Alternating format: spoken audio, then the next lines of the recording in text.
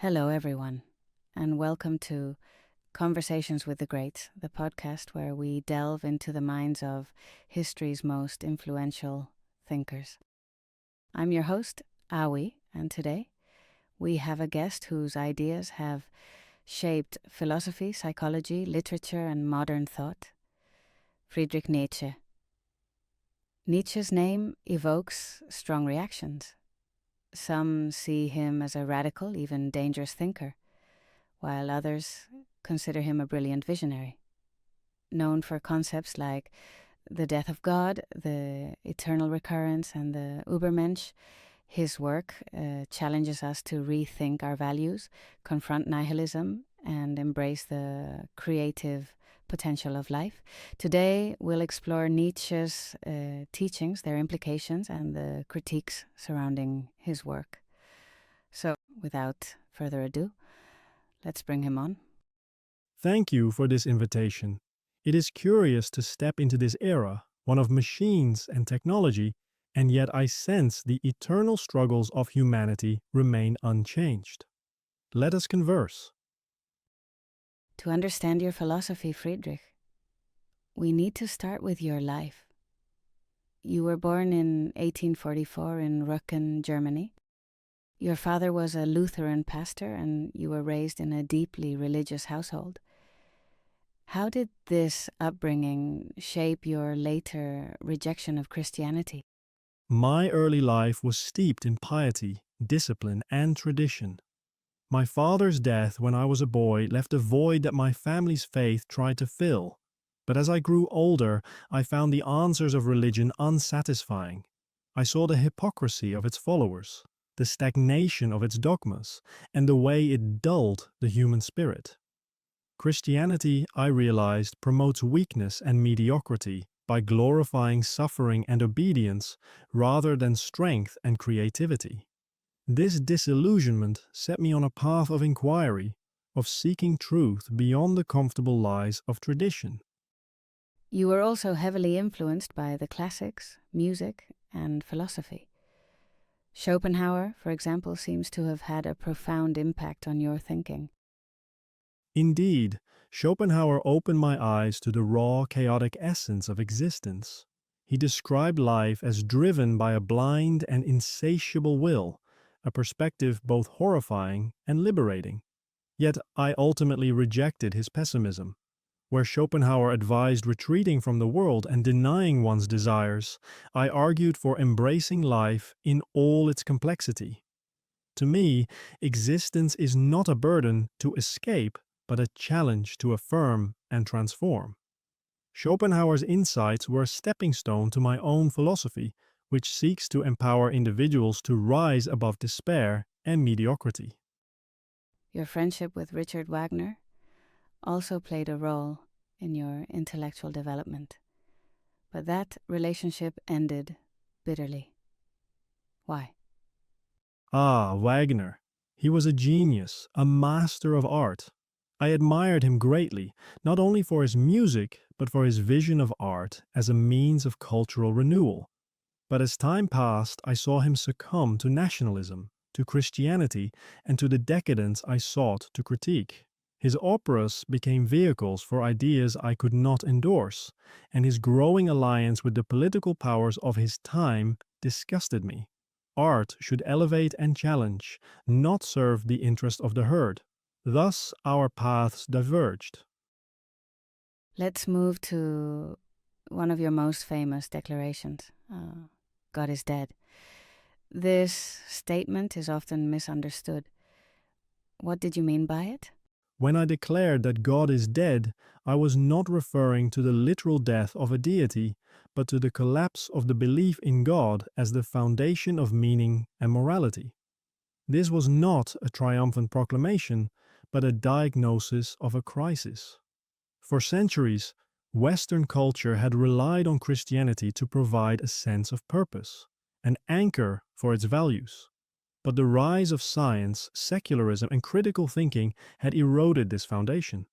Without God, humanity stands at the edge of an abyss, facing the question, what now? The death of God creates a vacuum, Without a divine source of meaning, many are left adrift, vulnerable to nihilism, the belief that life has no meaning or value. Nihilism is a danger, a sickness of the spirit. My task, as I saw it, was to confront this void and challenge humanity to overcome it. So the death of God creates a crisis. How does humanity respond? There are two possible responses. The first is to cling to the remnants of the old values, to live in denial and hypocrisy. Many do this, pretending to believe in ideals they no longer truly hold. This leads to decadence and stagnation. The second response, the one I advocate, is to face the abyss with courage. We must become creators, inventing new values and meanings to replace the old. This is no easy task. It requires strength, imagination, and a willingness to embrace uncertainty. But it is the only way to rise above nihilism and affirm life. This leads us to your critique of morality. You argue that traditional moral systems, particularly Christian morality, are life-denying. Can you elaborate? Traditional morality, especially that of Christianity, is rooted in what I call slave morality. It is the morality of the weak, the resentful, the oppressed. It elevates qualities like humility, obedience, and self-sacrifice, because these are the virtues of those who cannot assert their own power. By contrast, I advocate for a master morality, which celebrates strength, creativity, and the affirmation of life. Master morality arises from those who are strong enough to create their own values, rather than submitting to those imposed by others. To live authentically, one must transcend the moral codes of the herd and embrace the will to power. Let's discuss the Übermensch, or Overman, a concept you introduced in Thus Spoke Zarathustra. Who is the Übermensch, and why is this figure so central to your philosophy? The Übermensch is the ideal toward which humanity should strive. This figure represents a higher form of existence, one that transcends the limitations of ordinary humanity. The Übermensch is not bound by traditional morality or societal norms. They create their own values and live according to their own principles. They do not seek meaning in an external God or in the expectations of others. Instead, they affirm life in all its chaos, suffering, and beauty, transforming existence into a work of art. The Übermensch is central to my philosophy because they embody the potential of humanity to overcome itself. We are not static beings. We are bridges, processes, works in progress. The Übermensch is the fulfillment of this potential, the answer to the nihilism that threatens to engulf us. Would you say the Übermensch is a blueprint for humanity's future? Not for humanity as a whole. Most people are content to live as part of the herd, following the values and beliefs handed down to them. The Übermensch is not a collective goal, but an individual challenge. It is a call to the few who have the courage to rise above mediocrity, to reject the comforts of conformity, and forge their own path. And this creation of values ties into your concept of the will to power, correct? Yes, the will to power is the fundamental drive of life. It is not merely a desire for dominance, as some misunderstand it, but a striving for growth, for self-overcoming, for creation. It is the force that compels us to transform ourselves and the world around us. Every act of art, science, and love is an expression of the will to power. To live fully is to embrace this drive and channel it into something meaningful. Some critics accuse you of promoting a kind of ruthless individualism or even authoritarianism. How do you respond to that? Such accusations are the result of shallow readings of my work. The Übermensch does not seek to dominate others, but to master themselves. And as for authoritarianism, nothing could be further from my disdain for herd mentality and blind obedience. My philosophy is a call to liberation, not oppression. In many ways, your work feels incredibly relevant to today's world. We're living in a time of rapid change, much like your era, and many people struggle with feelings of meaninglessness. What would you say to those wrestling with nihilism? Nihilism arises when the old values collapse and no new ones take their place. It is a necessary stage, but it is not the end. I would urge people not to despair, but to see this void as an opportunity, a chance to become creators of meaning. This is no easy task, but it is the only way to overcome nihilism and live authentically. Do you think modern technology and science help or hinder this process?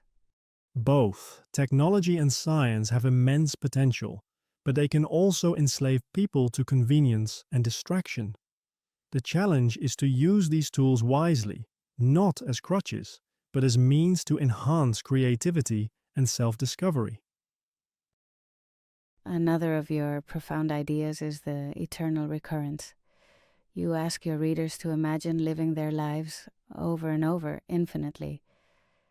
Why did you propose this thought experiment? The eternal recurrence is a test.